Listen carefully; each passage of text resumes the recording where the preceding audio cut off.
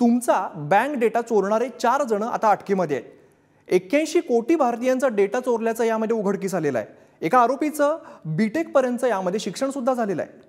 तर या घडीची आपण महत्त्वाची बातमी बघतोय. तुमचा बँक डेटा चोरणारे 4 जण अटकेमध्ये आलेले आहेत. 81 कोटी भारतीयांचा डेटा चोरल्याचं यावेळेला उघडकीस आलंय. तर एका आरोपीचं बीटेक पर्यंतचं शिक्षण झालेलं आहे. उच्च शिक्षित असा हा आरोपी आहे. या संदर्भात अधिक माहिती देतात आमचे प्रतिनिधी अजय माने. अजय, बँक डेटा चोरणारे 4 जण अटकेत आहेत, काय नेमका अपडेट आहे?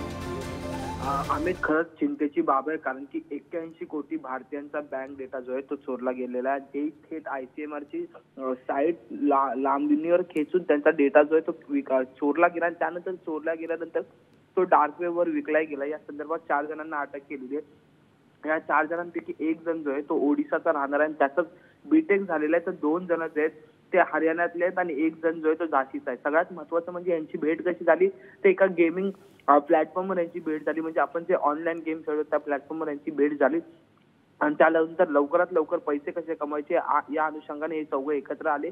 आणि त्यानंतर सगळ्यात पहिली जो चोरी झाली होती ती आधार व पासपोर्टच्या डेटाची. ती 1 लाख म्हणजे पहिल्याच टप्प्यात यांनी 1 लाख जणांचा डेटा जो आहे तो ऍक्सेस केला होता आणि तो नंतर डार्क वेबवर विकला होता. त्यामुळे आता अत्यंत चिंतेची बाब आहे भारतीयांसाठी की आपला जो डेटा आहे आपण जो अपलोड करतो आणि ही गव्हर्नमेंट. नक्कीच अजय, 81 कोटी भारतीयांचा डेटा चोरल्याचा उघडकीस आलेला आहे. धन्यवाद तुम्ही दिलेल्या माहितीसाठी.